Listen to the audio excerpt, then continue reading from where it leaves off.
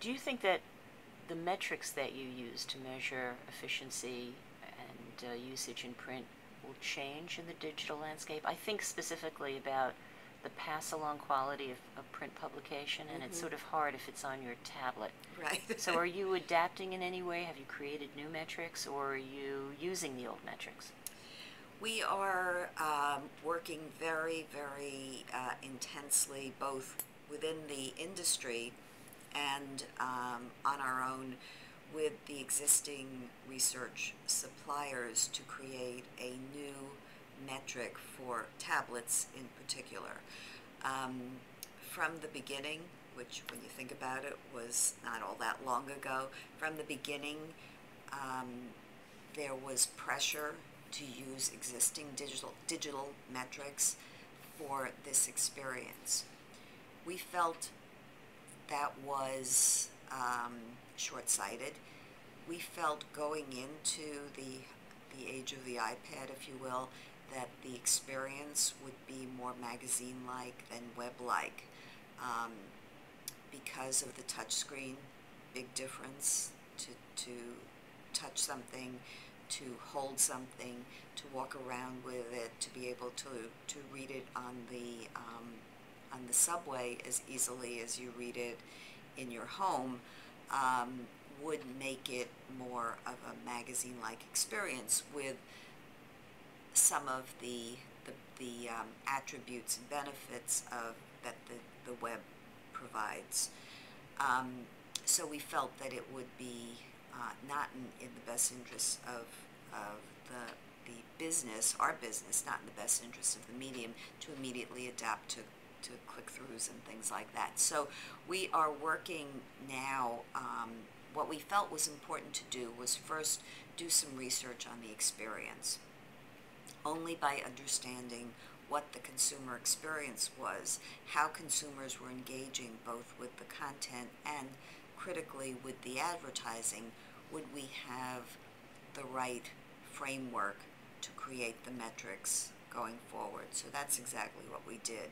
We spent the majority of 2010 doing some really innovative and exciting research using biometrics, using a lot of qualitative approaches, but also creating a panel of users that we could continue to talk to and also share creative work with to understand what that consumer experience was. Once we had that and had something we felt we could work with, we are in the process of using those dynamics to understand existing metrics and how they would support those dynamics, but also looking for new ways of dimensionalizing the user experience. So you have established networks for print, you have established networks for digital, you're creating some new metrics. How are you working with agencies to accept what is best for your part of the business? The first of all, I would say our relationship with the agencies, in light of these new developments, these new digital opportunities, has probably never been better. There is, when you start it, when nobody knows, we say that it's a new medium, a new advertising medium, but it's also an opportunity for a new spirit of partnership with our clients. Because we don't know everything, the agencies don't know everything, technology companies don't know everything. So what a great opportunity for all of these entities, for media agencies, creative agencies, because creative is such a big part in this, big part of this, the advertisers themselves and the media companies to really work together to make sure that we don't turn this great opportunity for engaging and connecting with consumers into just, more of some of what has come before. So the study that we did using biometrics, we did as a collaboration with an agency, with Universal McCann, and it was a wonderful, wonderful experience. It was not about, you know, who's going to get who based on what the numbers show. It was about advancing our knowledge of how consumers were engaging with iPads. So, and ever since then, I have been sharing this research with, I'm told, we've presented it close to 100 times. Each time I get new questions, I get new responses, and very, very rarely do I get, yeah, but how are you going to measure it? So I think there is an acknowledgement on the agency side that we want to tread carefully. We don't want to mess this up. We don't want to, you know, bring it down to just a numbers equation, a downloads type of equation.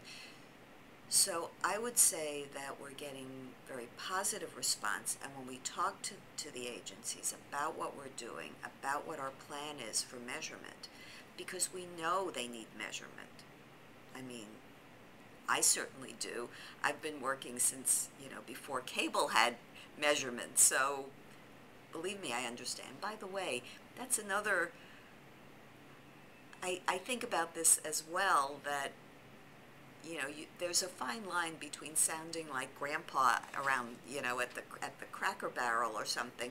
But I remember when cable networks were not measured by Nielsen. They were either too small or nobody wanted to, you know, take that plunge.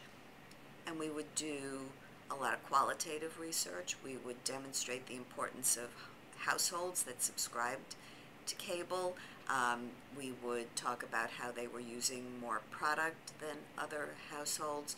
We would talk about how we would do telephone research in homes that had cable. So I think everybody understands that not every medium is immediately ready for, if you call it prime time, or for measurement, but we will get there. And the industry is, I think, working together in a much more collaborative way than I've seen before. And I do want to add a comment that having the experience that spans many different emerging at the time media and see how that played out, whether it's measurement or research techniques, actually helps adapt. I sense, from those who have seen it all, a lesser sense of panic. Right. Well, you talk about panic, disruption, panic, whatever you want to call it. When I left MTV Networks and I was coming to Time Inc., CTAM, the cable television group, and I had been very active in CTAM, said, oh, we're going to invite you to come back for one of our conferences and tell us what's the same, what's different. And I said, fine. So it took 4 years, but I was invited back last year. And I was on a panel that was about disruption. That was the panel that I was helping to form. That's right. Oh, my God. Remember the guy who didn't show up and we had somebody from radio step in. Yes. And I thought it was one of the better panels, if I say so myself. But I'm sorry. But everybody was talking about disruptions, and that's where I started to think about, you know, when the VCR was a disruption that advertising would never recover from. When the people meter, oh my goodness, it brought everybody's ratings down. How would we ever recover from that?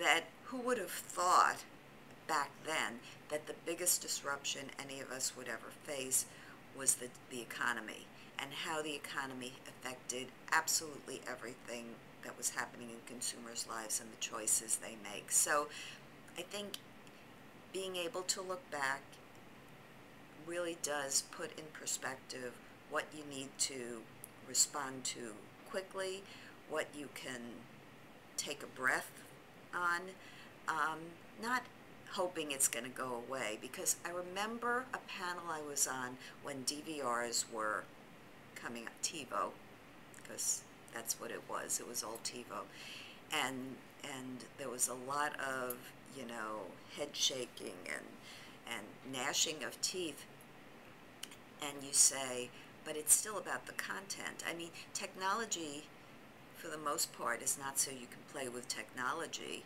It's about how you can use technology, how you can access content, how it can give you, you know, an experience of being plugged into what's going on, or just taking it easy and relaxing, or becoming more knowledgeable, or being entertained. And it's not just about TiVo. And I think that's another lesson that we have to say. What are people going to do with this before we decide that this technology is going to disrupt everything that's come before?